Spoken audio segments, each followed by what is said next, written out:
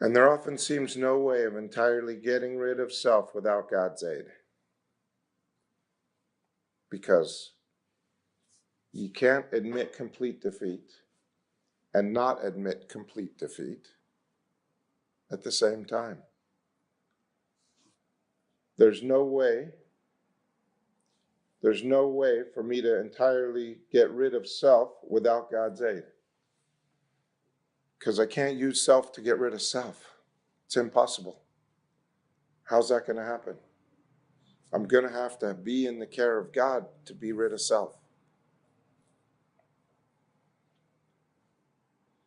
I have had moral and philosophical convictions galore. Oh my God, right? How many times was I going to eat right, think right, be right, do the right thing, be nice, not say what's on my mind, not drive on people's tailgates when they're not going the speed I want? How many times? I'm going to read this book. I'm going to do my steps. I'm going to call my sponsor every day. I'm going to go to a meeting every day. How many times have I had moral and philosophical convictions that I didn't live up to? How many times? There's the message has been delivered.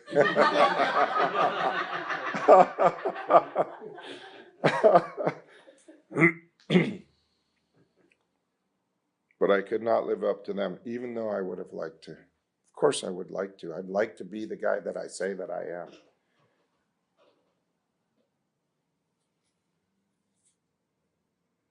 But no matter how much I'd like to live up to my moral and philosophical convictions, I fall short.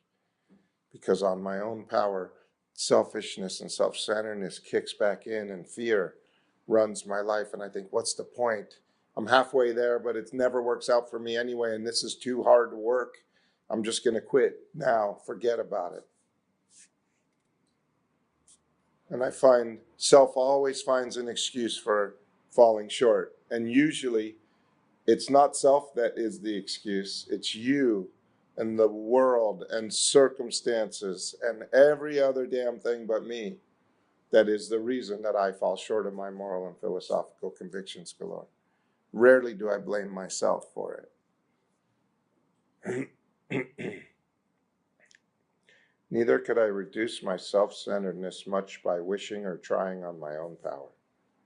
I have to have God's help. I have to have God's help. That's the end of the first step. I stand ready to do anything which will lift my merciless obsession. I stand ready to do anything which will reduce my self-centeredness. That's the end of the first step. And the answer is, I have to have God's help, because self-reliance has always failed me.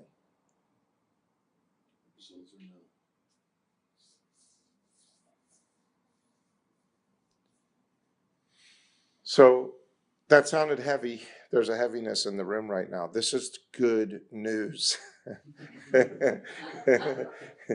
This is unbelievably good news, because I have been doing it wrong my whole life. And the answer is right here. The answer is, I have to have God's help. I have grave emotional and mental disorders. I can't live up to my moral and philosophical convictions galore. I can't do it. I'm a complete defeat on my own power at being okay in the moment that I'm in, doing anything. I have to have God's help. I'm not a bad person. I'm a person that has to have God's help. I have to have God's help. If I don't have God's help, then I have Randy's help, and Randy is not very helpful. Randy gets me into trouble all the time. Randy goes sideways. I have to have God's help. But the thing of it is that God's help is there. It's always here. You don't have to go find God. It's right here. It's right here in this room right now. It's completely accessible anytime, anywhere.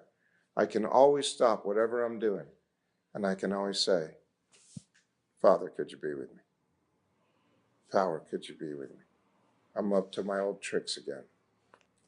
I'm trying to figure out how to make it go my way. could you help me? I can always do that right now.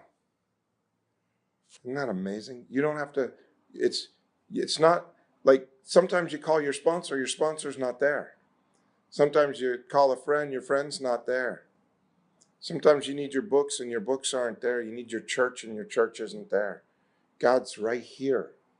Always right here, right now. Always, always, always available no matter what's going on to help me to be the man that I'm supposed to be right now.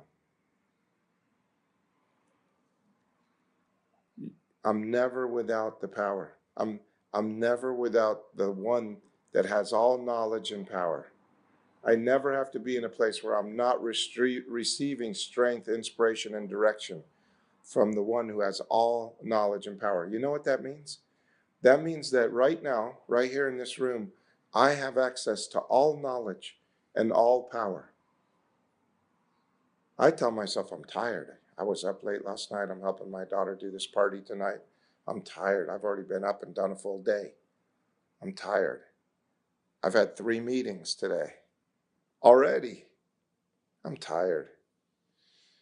But there's one who has all knowledge and all power, and that power could flow through me, and I don't have to be tired.